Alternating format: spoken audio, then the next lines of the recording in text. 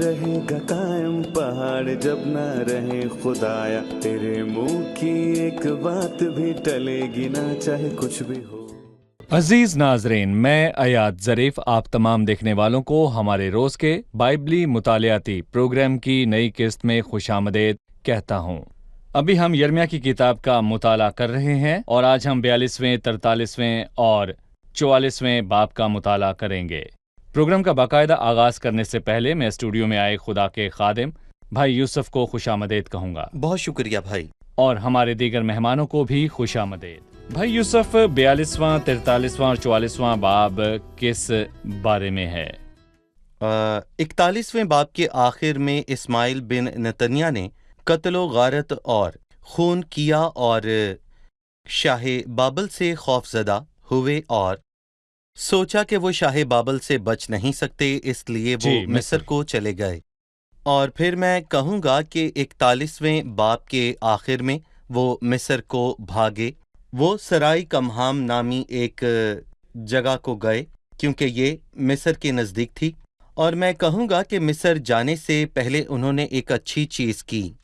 अफसोस कि 42वें बाब में जिस अच्छी चीज़ का जिक्र हुआ वो उसको बरकरार नहीं रख सके। उन्होंने खुदावंद से पूछा कि वो कहाँ जाएं और क्या करें। उन्होंने चाहा कि खुदावंद उनको जवाब दे जो उनके मंसूबे के मुताबिक हो, और जब खुदावंद ने उनकी मर्जी के मुताबिक जवाब ना दिया तो तब उन्होंने खुदावंद के जिंदा और पाक कलाम को अनसुना कर दिया जो गलत था। 42वें बाब की दूसरी आयत में उन्होंने खुदा से पूछा, लिखा है, और यिर्मयाह नबी से कहा कि तू देखता है कि हम बहुतों में से चंद ही रह गए हैं, हमारी दरख्वास्त कबूल कर और अपने खुदावंद खुदा से हमारे लिए, हाँ, इस तमाम बकिया के लिए दुआ कर, ताकि खुदावंद तेरा खुदा हमको वो राह जिसमें हम चलें और वो काम जो हम करें बता दे। तब यिर्मयाह नबी ने उनसे कहा, मैंने सुन लिया, देखो अब मैं खुदावंद तुम्हारे खुदा से तुम्हारे कहने के मुताबिक दुआ करूंगा, और जो जवाब खुदावंद तुमको देगा मैं तुमको सुनाऊंगा, मैं तुमसे कुछ न छुपाऊंगा। और उन्होंने यिर्मयाह से कहा कि जो कुछ खुदावंद तेरा खुदा तेरी मार्फत हमसे फरमाए, अगर हम उस पर अमल ना करें तो खुदावंद हमारे खिलाफ सच्चा और वफादार गवाह हो, खा भला मालूम हो खा बुरा। हम खुदावंद अपने खुदा का हुक्म जिसके हजूर हम तुझे भेजते हैं मानेंगे, ताकि जब तक हम खुदावंद अपने खुदा की फरमाबरदारी करें तो हमारा भला हो। भाई यूसुफ, वो पुरएतमाद थे, जैसे माजी में उन लोगों ने मूसा से कहा था कि जो कुछ खुदावंद कहेगा हम करेंगे।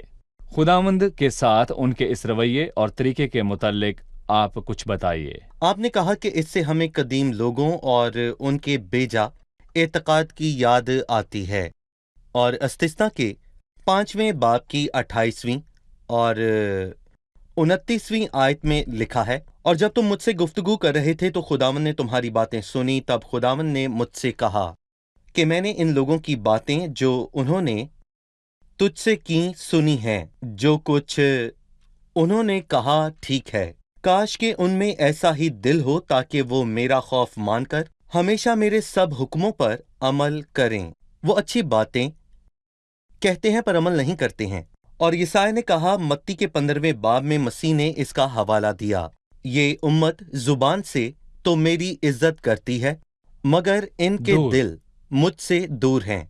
उनकी बातें बहुत अच्छी हैं कि अगर खुदा दाएं जाने को कहे तो वो दाएं जाएंगे और बाएं जाने को कहे तो वो लोग बाएं जाएंगे। चाहे उन्हें बुरा लगे वो ऐसा ही करेंगे। पर उनका इरादा ये ना था वो उसका हुक्म मानते। अगर खुदावन उनको मिस्र जाने को कहता, खुदावन ने ऐसा नहीं किया। जी, ये अजीब है कि उन्होंने अपने और यिर्मयाह के दरमियान खुदा को गवाह ठहराया। भाई, हमें दुआ के मुतालिक बताइए। मैं दुआ में खुदावंद को ढूंढता हूँ कि उसके सामने अपनी दरख्वास्त और मुनाजात रखूं और चाहता हूं कि मुझे कोई जवाब मिले। अगर मेरी मर्जी के मुताबिक हो तो मानूंगा, पर ना हो तो मैं इस जवाब को खुद से दूर कर दूंगा। एक दुआ करने वाले शख्स में कैसी रूह होनी चाहिए? दर हकीकत ये इंसान की बदतरीन हरकत है। उन्होंने बेहतरीन हरकत की पर पूरे दिल और पूरी ईमानदारी के साथ ये सब ना किया। बेहतरीन चीज क्या है?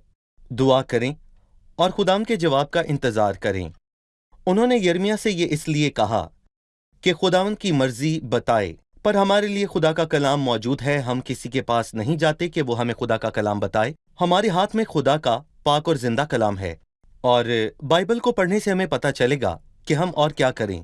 دعا میں خداوند سے پوچھیں، ہم یرمیہ کی دعا کرنے کو نہیں کہتے کیونکہ ہم خداوند سے دور نہیں ہیں، اور مسکین اور محتاج ہوتے ہوئے کیا ہمیں کسی درمیانی کی ضرورت ہے؟ نہیں، ہم براہ راست خدا سے دعا کر سکتے ہیں، وہ یقیناً ہماری سنتا ہے۔ اس غریب نے دہائی دی اور خداوند نے اس کی دعا سنی۔ خداوند کے پاس اس نیت سے نہ جائیں کہ وہ آپ کی مرضی کے مطابق جواب دے گا، اور یہ نہ کہیں کہ تیری نہیں بلکہ میری مرضی پوری ہو، بلکہ میری نہیں تیری مرضی پوری ہو سو۔ اے خداوند، مجھے اپنی مرضی بتا، میں تیری مرضی کو جاننا چاہتا ہوں، کیونکہ وہی اچھا، قابل قبول اور بہتر ہوگا۔ اور جب ہم اس سوچ کو خود پر رکھیں کہ خدا کی مرضی بہترین ہے تو ہم خداوند کی مرضی جاننے سے خوف زدہ نہیں ہوں گے۔ ہم اس کا انتظار کریں گے کہ اس کی مرضی کے مطابق سب کریں، لیکن افسوس کہ انہوں نے انتظار نہ کیا۔ مطلب کہ انہوں نے فرق طرح دعا کی۔ جس طرح صدقیہ نے یرمیہ سے دعا کرنے کو کہا تھا، اس کا رویہ بالکل مختلف تھا۔ جی، بھائی یوسف، میں جاننا چاہوں گا کہ خداوند نے ان کی دعاؤں کا کیا جواب دیا؟ خداوند نے ان کو مصر جانے سے روکا۔ کیوں؟ کیونکہ بہت پہلے موسیٰ کے ایام سے ہی خداوند نے کہا، کیونکہ جن مصریوں کو تم آج دیکھتے ہو ان کو پھر ابد تک نہ دیکھو گے۔ اس نے مصریوں کے ساتھ ان کے تعلق کو ہمیشہ کے لیے ختم کیا، کیونکہ انہوں نے کئی برس ان کی تحقیر کی اور صدیوں تک ان کو غلام بنا کر رکھا۔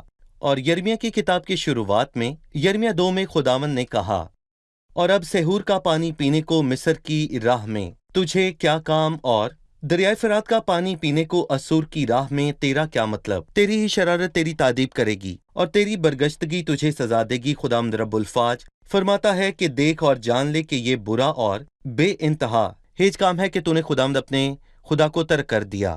جو خداوند پر توکل کرتی ہیں وہ کوہ سے ان کی مانند ہیں جو اٹل اور ہمیشہ قائم ہے۔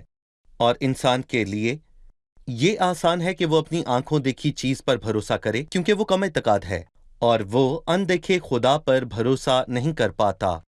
مبارک ہیں وہ جن کا توکل خداوند پر ہے، مبارک ہے وہ آدمی جو خداوند پر توکل کرتا ہے، کیونکہ وہ اس درخت کی مانند ہے جو پانی کے پاس لگایا جائے اور اپنی جڑیں دریا کی طرف پھیلائے۔ ملعون ہے وہ آدمی جو انسان پر توکل کرتا ہے اور بشر کو اپنا بازو جانتا ہے، اور جس کا دل خداوند سے برگشتہ ہو جاتا ہے۔ خداوند نے اپنے لوگوں کو بابل جانے کو کہا اور ان کو مصر جانے سے منع کیا۔ خداوند آزاد ہے، وہ چاہتا تھا کہ بابل میں جا کر اپنی سزا مکمل کریں، کیونکہ یہ ان کی شرارت کا نتیجہ تھا۔ وہ نہیں چاہتا تھا کہ لوگ مصر کو جائیں یا خداوند کے سوا کسی اور پر تکیہ کریں۔ جب خداوند کوئی دروازہ کھولے یا بند کرے تو اس کا ایک خاص مقصد ہے۔ صحیح۔ 42ویں باب کی 7ویں آیت ہے، اب 10 دن کے بعد یوں ہوا کہ خداوند کا کلام یرمیہ پر نازل ہوا۔ پوچھنا چاہوں گا، یرمیہ نے 10 دن انتظار کیوں کیا؟ وہ ان کو فوراً جواب دے سکتا تھا۔ جی بھائی، سوال بہت واضح ہے۔ در حقیقت یرمیہ نے ان کو اپنی طرف سے کچھ نہیں کہا۔ اس نے 10 دن تک خداوند کے جواب کا انتظار کیا۔ اس نے انتظار کیا اور 10 دن کے ختم ہونے پر خداوند کا کلام یرمیہ پر نازل ہوا۔ اس نے اپنی ذاتی رائے نہیں دی، بلکہ خداوند کا کلام بتایا جو ہماری راہ کے لیے بہترین ہے، اور پھر یقیناً خدا کی آواز سننا خدا کے بندہ یرمیہ کی آواز سننے سے بہتر ہے، اور یہ 10 دن صبر اور تحمل کو ظاہر کرتے ہیں۔ اور پھر زبور 40 ہے، میں نے صبر سے خداوند پر آس رکھی اور اس نے میری طرف مائل ہو کر میری فریاد سنی۔ انسان 10 دن تک انتظار کرنے کی صلاحیت رکھتا ہے، اور خداوند ہمیں اپنی قابلیت سے زیادہ نہیں آزماتا، اور خداوند نے 10 دن تک انتظار کیا تاکہ اس کے صبر کو آزما سکے، اور اس کے بعد اس نے ان کو واضح جواب دیا۔ 10 دن تک مصیبت اٹھاؤ گے، ٹھیک ہے۔ بھائی یوسف، 43ویں باب میں سے بتائیں، خداوند کا جواب سننے کے بعد سب فوجی سرداروں کا کیا رد عمل تھا؟ خداوند نے کہا کہ مصر کو نہ جانا، انہوں نے کیا کیا؟ پچھلے باب کے آخر میں یعنی 42ویں باب میں یرمیہ نے بہت ہی اہم الفاظ کہے۔ اے یہودا کے باقی ماندہ لوگ، خداوند نے تمہاری بابت فرمایا ہے کہ فی الحقیقت تم نے اپنی جانوں کو فریب دیا، تم نے مجھے یا خداوند کو نہیں بلکہ اپنے آپ کو دھوکہ دیا ہے۔ ایک شخص اپنے آپ کو دھوکہ کب دیتا ہے याकूब 1 में लिखा है, ख्वाहिशों में खिंच जाता है। जब एक शख्स खुदा के कलाम को सुनकर उस पर चलने की कोशिश ना करे, लेकिन कलाम पर अमल करने वाले बनो, ना महज सुनने वाले जो अपने आप को धोखा अपने आप को। देते हैं। देखें, खुदा के कलाम को सुने, और अगर आप फिर भी उसको अपने आप पर पूरा करना नहीं चाहते तो आपने सिर्फ उसे सुना है। जब आप खुदा का कलाम सुनकर अमल नहीं करते तो खुद को धोखा देते हैं।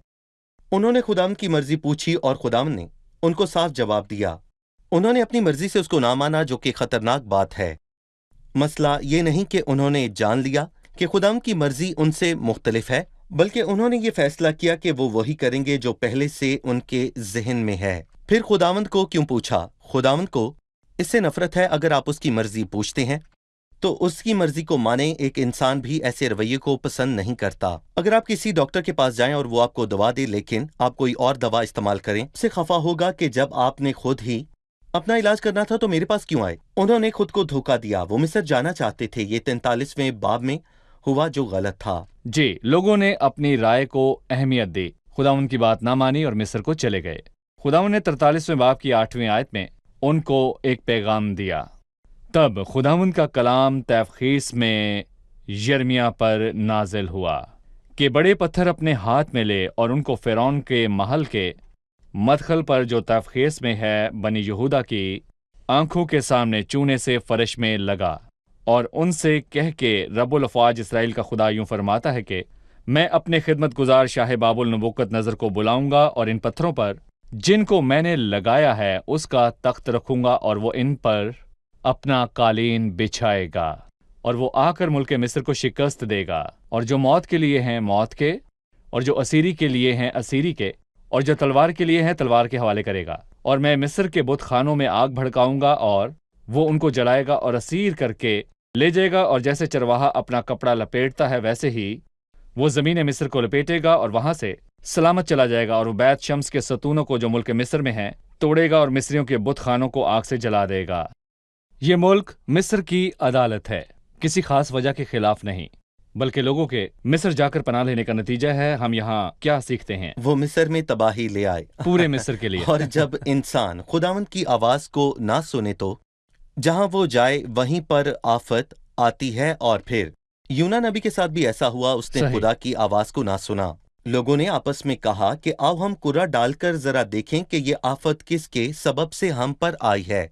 और यूना का नाम निकला। वो मिस्र को क्यों चले गए? ताकि नबूकतनजर से बच सकें, लेकिन वो उनके पीछे मिस्र को आया। हमने पढ़ा कि वो अपना तख्त यहाँ बिछाएगा, और ये मिस्र की तबाही की शुरुआत है। नबूकतनजर वहां गया और मिस्र की सारी ताकत और मिस्र की सारी कुव्वत खत्म हुई। और हिजकियेल ने अपनी नबूवत में बताया कि बहुत अरसे तक सब कौमों में से सबसे छोटा होगा, मतलब कि जितनी कौमें हैं वो सबसे छोटा होगा। और फिर सदियों तक ऐसा ही रहा। मिस्र पर गैर कौमों ने हुकूमत की। फिर जुलाई के इनकलाब के बाद मिस्र की हालत बेहतर हुई, और ये नबूवती वाक़यात के लिए तैयारी है, और बाइबल मुक़द्दस में इसका बयान है। और ये कलाम लफ्ज़ ब लफ्ज़ पूरा होगा। जिस तरह माजी में हुआ मुस्तकबिल में भी ये पूरा होगा। आपने कहा कि ये लोग मिस्र की तबाही का सबब बने क्योंकि उन्होंने खुदा की मर्जी को ना माना। सही। मुझे इस पर आपकी राय चाहिए। खुदा की मर्जी के मुताबिक चलना और उसके मुताबिक फैसला करना, मतलब जब यूसुफ मिस्र में आया तो खुदा की मर्जी पूरी हुई। यूसुफ की बदौलत मिस्र का घराना बाबरकत ठहरा। लेकिन जब लोग खुदा की मर्जी के बगैर चले गए तो उनकी तबाही का सबब बने। हमें खुदा की मर्जी के मुताबिक चलने और उसकी मर्जी के मुताबिक फैसला करने के मुतालिक बताएं। मिसाल के तौर पर पैदाइश में उनके बाप दादा का जिक्र हुआ, यानी कि अब्राहम, इसहाक, याकूब और यूसुफ। अब्राहम खुदा की मर्जी के खिलाफ मिस्र को गया। वहां ना अपने लिए ना मिस्र के लिए भला हुआ, और खुदावंद ने मिस्र में फिरौन के घर पर बहुत सी आफात भेजी। और मैं कहूँगा कि अब्राहम शर्मिंदा हुआ और मिस्र को छोड़ा, क्योंकि उसने खुदावंद की आवाज़ नहीं सुनी थी। इसहाक मिस्र को ना गया। जिस तरह मसीह का इस दुनिया से कोई ताल्लुक नहीं था, वो आसमान का था। और याकूब खुदावंद की मर्जी पूछने के बाद मिस्र को गया, और यूसुफ उसे खुदावंद ने मिस्र को भेजा ताकि उनके लिए बाबरकत हो। और ज़बूर 105 में है कि उसने उससे पहले एक आदमी को भेजा, पर खुदावंद ने यूसुफ को भेजा, اور اس وقت وہ صرف مصر کے لیے نہیں بلکہ ساری دنیا کے لیے برکت کا باعث بنا۔ صحیح۔ بھائی یوسف 44ویں باب میں شروع سے لے کر آخر تک عدالت کی بات ہوئی، ہمیں بتائیں یہ الفاظ کس کے خلاف ہیں اور کیوں؟ جی، یہ مصر کے خلاف عدالت ہوئی۔ جی ہاں، مصر کے خلاف عدالت ہوئی کیونکہ انہوں نے بت پرستی کی۔ خداوند کو بتوں کی پوجا سے نفرت ہے اور اس نے ہمیں اس پورے باب میں بت پرستی نہ کرنے کی تلقین کی ہے۔ انہوں نے یرمیہ سے پوچھا کہ وہ مصر کو جائیں یا نہیں، تو یرمیہ نے ان کو یہ بتایا کہ خداوند نے ان کو منع کیا، تو بھی وہ یرمیہ کو ساتھ لے کر مصر کو چلے گئے۔ کیا اس لیے کہ وہ خدا کے کلام کو ماننا چاہتے تھے؟ ہرگز نہیں۔ انہوں نے یرمیہ سے پوچھا پر کیا وہی جو ان کے منصوبے میں تھا، اور 44ویں باب میں بھی یہی خیال موجود ہے۔ انہوں نے یرمیہ سے پوچھا لیکن وہی کیا جو ان کے ذہنوں کو ٹھیک لگا۔ اس باب کی 15ویں آیت میں لکھا ہے کہ سب مردوں نے جو جانتے تھے کہ ان کی بیویوں نے غیر معبودوں کے لیے بخور جلایا ہے، اور وہ سب عورتیں جو پاس کھڑی تھیں، ایک بڑی جماعت یعنی کہ سب لوگوں نے جو ملک مصر میں فتروس میں جا بسے تھے، یرمیہ کو یوں جواب دیا کہ یہ بات جو تو نے خدا کا نام لے کر کہی ہم مانیں کبھی گے۔ نہ مانیں گے۔ انہیں معلوم تھا کہ یرمیہ نے جو کلام سنایا ہے وہ خدا کا کلام ہے، پر انہوں نے نہ مانا۔ لیکن پھر بھی وہ یرمیہ کو ساتھ کیوں لے گئے؟ وہ اسے وہیں پر چھوڑ سکتے تھے۔ افسوس، وہ نہایت شریر لوگ تھے، اور ہم دیکھتے ہیں کہ خدا نے ان لوگوں کو مصر میں تباہ و برباد کیا۔ اور اگلی آیت کو پڑھ کر ہم بہت اداس ہو جاتے ہیں۔ انہوں نے کہا کہ جب انہوں نے اس ملک میں آسمان کی ملکہ کے لیے بخور جلائے تو ان کے ساتھ اچھا ہوا۔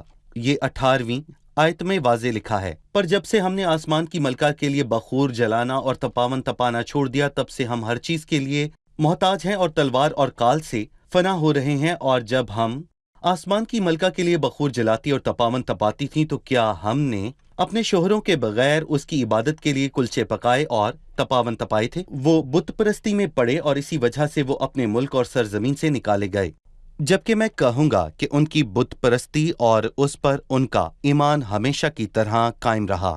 خداوند نے اپنے لیے کس قسم کے لوگوں کو چنا ہے، اور اس سے صاف ظاہر ہوتا ہے کہ انسان میں کچھ اچھا نہیں ہے۔ جو بھی اب تک بچ چکے ہیں وہ خدا کے فضل کی بدولت ہیں، ورنہ وہ اس کے حقدار بالکل نہیں ہیں۔ صحیح۔ اب ہم مہمانوں سے ان کا سوال جانیں گے۔ میرا سوال ہے، بلکہ ہم تو اس بات پر عمل کریں گے جو ہم خود کہتے ہیں کہ ہم آسمان کی ملکہ کے لیے بخور جلائیں گے اور تپاون تپائیں گے۔ آسمان کی ملکہ کون ہے؟ آسمان کی ملکہ کون ہے؟ دیکھیں، میں کہوں گا کہ آسمان کی ملکہ ایک قدیم میتھولوجی ہے اور سب بت پرستی کی ایک ہی جڑ ہے۔ مثال کے طور پر اس کو فیونیشین میتھولوجی میں استرات کہلاتے ہیں، اور مصر میں اس کو آئسس کہتے ہیں، اور رومی میتھولوجی میں کہوں گا یہ ڈیانا کہلاتی ہے، اور ترکی اور افسس کی میتھولوجی میں اس کا نام ارتمس ہے۔ یہ چاند ہے، سورج اور چاند ہے، اور سورج بال ہے، جبکہ چاند وینس یا میں کہوں گا کہ استرات ہے۔ آسمان کی ملکہ، افسوس کہ آج بھی لوگ طرح طرح کے ناموں سے اپنے خداوند خدا کی عبادت کرتے ہیں۔ وہ پیسے کی پوجا کرتے ہیں اور وہ حسن کی پوجا کرتے ہیں۔ وہ دن میں پیسے کماتے ہیں اور رات کو اپنی خواہشات پر پیسوں کو اڑاتے ہیں۔ اور افسوس کہ آج بھی مختلف ناموں سے اور استرات اور بال کی پرستش کی جاتی ہے۔ آج کے دور میں بھی یہ سب ہے، اور میں کہوں گا کہ مسیحی عبادات میں اگر آپ مسیحت کو دیکھیں تو کچھ لوگ اس میتھولوجی کے ساتھ یہ حوالہ دیتے ہیں کہ خداوند یہ سب نہ کرنے سے ناراض تھا، اس لیے اس نے ان کو سزا دی۔ جس طرح اسرائیل حقیقی خدا سے واقف تھے تو بھی انہوں نے آسمان کی ملکہ کی پوجا کرنے کو ترجیح دی، اور یرمیہ کے 44ویں باب میں یہ واضح ہے۔ مسیحت میں بھی لوگ پرستش کی اصل اور حقیقی روح سے ہٹ کر میں کہوں گا کہ بت پرستی کی چیزوں کو شامل یہ لوگوں کر کو چکے شامل ہیں، کرتے ہیں۔ لوگوں کو۔ جی ٹھیک ہے بھائی یوسف، پھر ہم دیکھتے ہیں کہ خداوند نے یرمیہ 44ویں باب کی 29ویں آیت میں اپنا فیصلہ سنایا، اور تمہارے لیے یہ نشان ہے، خداوند فرماتا ہے کہ میں اسی جگہ تم کو سزا دوں گا تاکہ تم جانو کہ تمہارے خلاف میری باتیں مصیبت کی بابت یقیناً قائم رہیں گی۔ خداوند یوں فرماتا ہے کہ دیکھو میں شاہ مصر فرعون ہفرا کو اس کے مخالفوں اور جانی دشمنوں کے حوالے کر دوں گا، جس طرح میں نے شاہ یہودا صدقیہ کو شاہ بابل نبوکت نظر کے حوالے کر دیا جو اس کا مخالف اور جانی دشمن تھا۔ خداوند نے ان کو اپنا فیصلہ سنایا۔ بھائی یوسف، ہمیں خدا کے کلام کی سچائی کے بارے میں بتائیے۔ تاریخی لحاظ سے یہ سب پورا ہوا۔ آموس نے حفر پر حملہ کیا، یہ خفر سے مختلف ہے۔ اس نے اس کو قتل کیا، اور پھر نبوکت نظر نے آ کر آموس کو تخت سے ہٹایا، اور پھر یہ پیشن گوئی پوری ہوئی۔ خداوند کے کلام کی تکمیل ہوتی ہے، وہ دیندار کو برکت دینے کے لیے ہو یا پھر شریر کی عدالت کے لیے۔ اور جتنے لوگ ہمیں دیکھ رہے ہیں، میں ان کو نصیحت کرتا ہوں، اگر ہم لوگ بچائے جا چکے ہیں تو یہ ایک برکت ہے، اور اگر نہیں تو پھر ایک بھی دن دیر نہ کریں، کیونکہ یہ دروازہ جلد بند ہو جائے گا۔ آپ دیر نہ کریں۔ صحیح، شکریہ بھائی یوسف، خداوند آپ کو برکت دے۔ اب ہم مہمانوں سے ان کی رائے جانیں گے۔ آپ تیار ہیں؟ ہم نے آج کے پروگرام سے یہ سیکھا کہ عمرہ نے یرمیا کو دعا کرنے کو کہا۔ میں اس دعا کے متعلق جاننا چاہتا ہوں۔ یہ بتائیے کہ ان کے دل کیسے تھے؟ وہ خدا کے خیالات کو جاننا چاہتے تھے یا ان کا اپنا مقصد تھا؟ انہوں نے دیانتداری سے دعا نہ کی، انہوں نے خداوند کی مرضی پوچھی پر اپنی مرضی کے کام کیے اور خداوند کی مرضی پوری نہ کی۔ یہ تو ثبوت ہے کہ وہ خداوند کی مرضی پورا نہیں کرنا چاہتے تھے۔ انہوں نے خداوند سے مصر جانے یا نہ جانے کے متعلق پوچھا، اور خداوند کے منع کرنے کے باوجود بھی وہ وہاں چلے گئے۔ جی ٹھیک ہے۔ جی بھائی یوسف، بہت خوب۔ ٹھیک ہے۔ میرا دوسرا سوال ہے، خداوند نے ان کو مصر جانے سے منع کیوں کیا جبکہ اس نے لوگوں کو کہا کہ شاہ بابل کے پاس اسیر ہو جائیں؟ یہ بقیہ مصر کیوں نہیں جا سکتا تھا؟ خداوند نہیں چاہتا تھا کہ وہ جائیں، کیونکہ اس طرح وہ اپنے تحفظ کے لیے انسان پر تکیہ کرتے۔ مصر کے لوگ اپنی مخالفت کے لیے خدا پر، جبکہ خدا ان کو بچانے میں قادر ہے۔ جی بالکل۔ جی بھائی یوسف، بالکل۔ ٹھیک ہے۔ آخری سوال ہے، وہ آسمان کی ملکہ کے لیے قربانی چڑھاتے تھے، وہ ملکہ کون سی ہے؟ یہ غیر قوموں اور بت پرستوں کی دیوی تھی۔ اس کے 4 نام ہیں۔ سادانیوں کی دیوی استرات، یہ اس کو استرات کہتے تھے، اور مصر کے لوگ اس کو ایزس کہتے تھے، وہ ایزس کے نام سے جانی جاتی تھی۔ اور رومیوں کی دیوی ڈیانا تھی، اور افسیوں کی دیوی ارتمس تھی، اور یہ آسمان کی دیوی کے مختلف نام ہیں۔ اس کا تعلق چاند سے ہے، جبکہ بال کا سورج جی سے۔ بالکل۔ ٹھیک جی، ہے، آپ بہت سب کا خوب۔ شکریہ۔ بھائی یوسف، آپ خدا کا آپ بھی کو برکت شکریہ۔ دے۔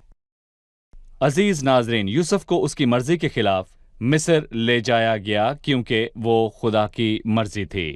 خدا کی مرضی کو پورا ہونا نہ صرف اس کے لیے بلکہ ملک مصر اور مصر کے گھرانوں کے لیے بابرکت ٹھہرا۔ خداوند سے پوچھے بغیر اپنی جگہ کو جہاں رہتے ہیں ہرگز نہ بدلیں۔ خداوند کے خیالات کو جانے بغیر اس جگہ سے ہجرت نہ کریں۔ خداوند کی مرضی کو جانے بغیر اپنی نوکری ہرگز نہ بدلیں۔ بہتر یہی ہے کہ خداوند کے خیال کو جانیں اور اس کے مطابق چلیں۔ اسی میں ہم سب کی بھلائی ہے۔ اگلی قسط میں پھر ملاقات ہوگی۔ خداوند آپ کو برکت دے۔